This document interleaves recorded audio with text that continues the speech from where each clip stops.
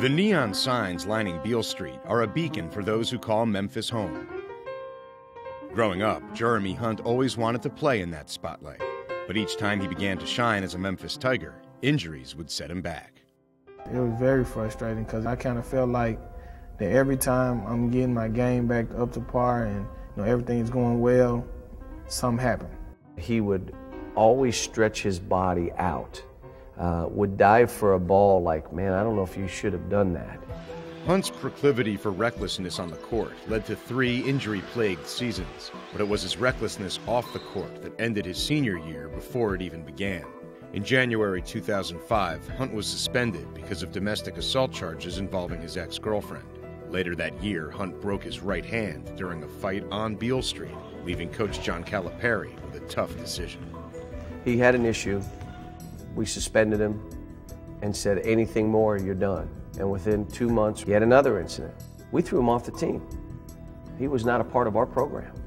When they told me that I wasn't able to come back to the team, it kind of hurt it. I mean, it hurt it a lot, being that I was a senior and, I wasn't going to be able to play as a Tiger. My advice for him was, if you did it, don't do it again. And if you didn't do it, don't think about it. You put yourself in this predicament, you fix it. Hunt stood at a crossroads. He could leave school and play basketball elsewhere, or he could stay at Memphis, take his punishment, and hope for a second chance. I took full responsibility and, I tried to stay as positive as I could, just to get through school.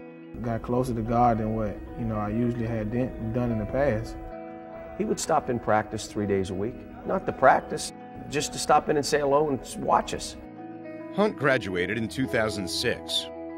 With 1 year of eligibility remaining, but no clear answer on his chances of returning to the Tigers, Hunt continued to work out.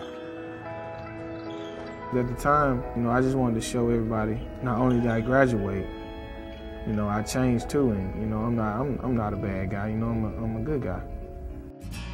In August 2006, 10 months after he'd been dismissed, the school reversed its decision, and Hunt was back on the team.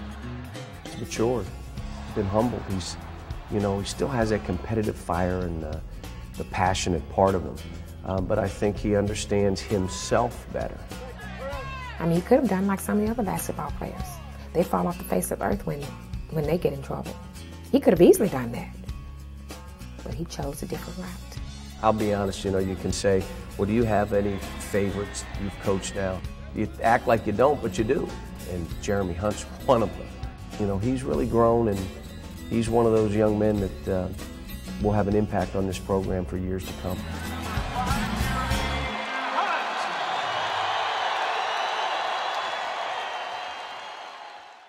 Attention Hoops fans! Play the CSTV Bracket Challenge presented by Radio Shack and Land Rover. Sign up now at cstv.com/bracket.